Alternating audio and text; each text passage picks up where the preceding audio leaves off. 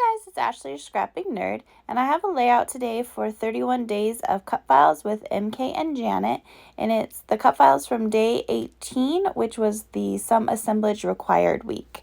And so I'm just using a lot of stash today. I have that 13 Arts Industrial Zone ephemera pack, some 49 and Market film strips, and then some recollection stickers.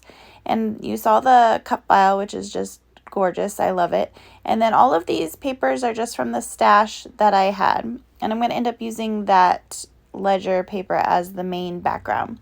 So I wanted to get started with the cut file. So I was just poking out the extra bits that were still in there and just kind of laying out. I wanted to put the cut file here, so I thought I would use the cut file as a stencil. And so I'm going to use some brushed corduroy and ink the stencil over the background. So this, or ink the cut file over the background. So this creates that stencil, but then it's also inking the cut file for me because I am going to use the cut file on the layout. And so I'm getting that all inked down. Make sure that you check out all of the links below for 31 days of cut files. It was for August, and I am way behind because August just flew by for me. But these are all wonderful cut files, so I still wanted to make my videos. But there's a playlist, and check out MK and Janet's YouTube videos. They do beautiful things, as well as the Facebook page has amazing inspiration. It's all just wonderful. So check out those links below. And you can see here I'm just getting that background. I use parts of the cut file just to fill in some empty spots back there. And then with Distress Oxide, you can spray it with water and then pull up the water droplets, and it just adds that kind of distressed look. It doesn't make the ink so stark, it just kind of blends everything in. And then I will use Distress Oxide spray in Vintage Photo just to splatter the background. And I really like how the background turned out. Of course, I'm going to cover up a lot of it, but it's fun to have that kind of just peeking out from all of my embellishments and the things that I did on the layout. And so since the cut file is the same color as the layout, I wanted to add some highlights. So I used the Walnut Stain Distress ink and just kind of went around the edges of the cut file, and I didn't use like a heavy hand, and I inked that paper off before I inked the cut file, so it just kind of highlights the cut file. And I used Antique Bronze Distress Spray just to splatter on top of it. And so it really made that cut file look kind of old and antique, and I really like it. And so I'm going to use this paper that came from some paper pad from somewhere at some time. And it has those like vintage stamps is what those letters are, and it looks really cool. And so there is this kind of faint line where it separates them. And so I cut that off the paper, and then I really distressed these pages, or these strips. I went over the edges a lot. I really wanted this layout to be very kind of haphazard and distressed looking, which was a little difficult for me because I am kind of a perfectionist, which is why it takes me so long to do layouts.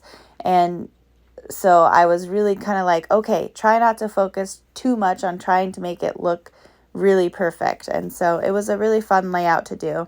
And I wanted the strips to be kind of staggered and different sizes, so I was cutting the edges off so that they weren't the exact same size, and then I will take the largest one and cut it in half just to add some interest with my strips. And of course, like always, a lot of it gets covered up, but it adds all these layers to the layout, and I think it adds a lot of dimension, and I think it looks really good.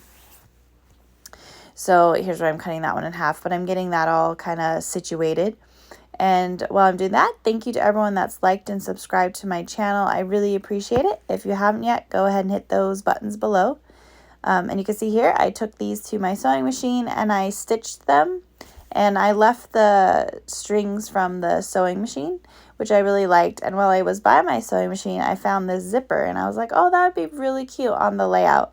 And so I took a pliers and I smeeshed down the zipper so it didn't have any pokey part to it, so it wasn't in the layout or in the album poking other layouts, and so the zipper doesn't actually move anymore.